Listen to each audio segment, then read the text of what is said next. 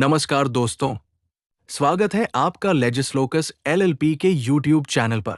आज हम समझेंगे ओटीएस क्या है, ओटीएस करने के बावजूद बैंक ऑक्शन क्यों कर सकता है, बोरोअर को कौन-कौन से डॉक्यूमेंट्स देखने चाहिए और ऐसी स्थिति में डीआरटी की लीगल रेमेडी कब महत्वपूर्ण हो सकती है।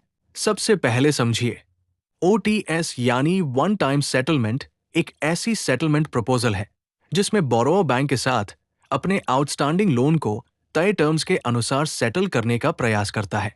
लेकिन ओटीएस कोई ऑटोमेटिक लीगल स्टे ऑर्डर नहीं है, इसलिए यदि बैंक ने पहले से सरफेसी प्रोसीडिंग्स शुरू कर रखी है और प्रॉपर्टी ऑक्शन की प्रक्रिया भी आगे बढ़ रही है, तो केवल ये कहना कि मैं ओटीएस कर रहा हूं काफी नहीं हो सकता। एक उदाहरण समझिए। मान लीजिए आपने बिजनेस के लिए बैंक से लोन लिया, बिजनेस में नुकसान हुआ और ईएमआई डिफॉल्ट हो गई। बैंक ने आपको सेक्शन 13(2) का नोटिस दिया। आपने बैंक से कहा, मैं पूरा पैसा अभी नहीं दे सकता, लेकिन ओटीएस करना चाहता हूं। आपने ओटीएस प्रपोजल जमा कर दिया, लेकिन बैंक ने आपकी प्रॉपर्टी के लिए सेल या ऑक्शन नोटिस भी जारी कर दिया। अब सबसे बड़ी गलती क्या होगी? ये सोच लेना कि मैंने ओटीएस एप्लीकेशन दे दी है, इसलिए ऑक्शन अपने आप रुक जाएगी। ऐसा जरूरी नहीं है। इसलिए ओटीएस और लीगल प्रोसीडिंग्स दोनों की स्थिति को अलग-अलग समझना जरूरी है। अब सबसे पहले अपने डॉक्यूमेंट्स देखिए। आपके पास होना चाहिए loan sanction letter, loan agreement, loan account statement, 13(2) notice, आपका रिप्लाई या ऑब्जेक्शन, बैंक का रिप्लाई, 13(4) से संबंधित डॉक्यूमेंट्स, पोजेशन नोटिस, ऑक्शन या सेल नोटिस, आपकी ओटीएस एप्लीकेशन, बैंक की ओटीएस पर लिखित प्रतिक्रिया और पहले हुए कोर्ट या डीआरटी ऑर्डर्स। इन डॉक्यूमेंट से ये पता चलता है कि आपका मामला किस स्टेज पर है।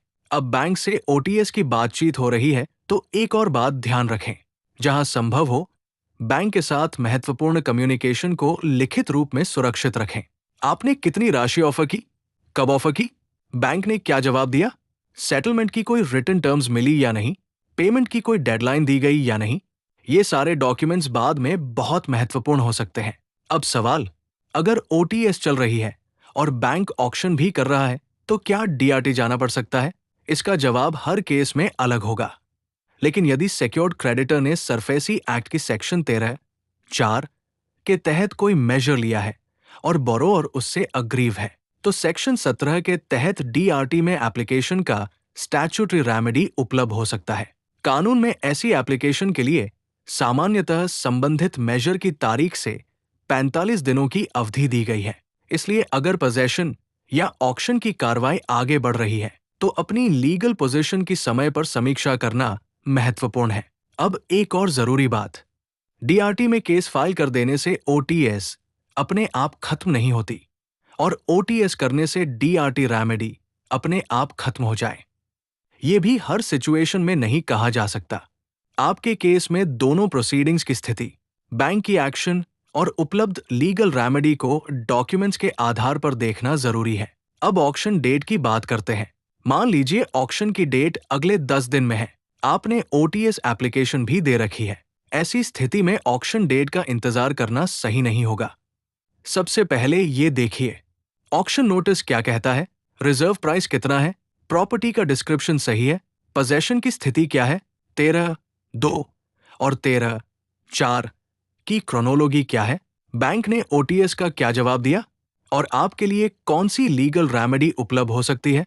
अब बात करते हैं लेजिस्लोकस एलएलपी की। यदि आपका मामला OTS, 13(2) notice, 13(4) proceedings, possession notice, bank auction, SARFAESI, DRT, bank recovery या ड्रेट से संबंधित है, तो अपने डॉक्यूमेंट्स के साथ लेजिस्लोकस एलएलपी से कंसल्टेशन के लिए संपर्क कर सकते हैं।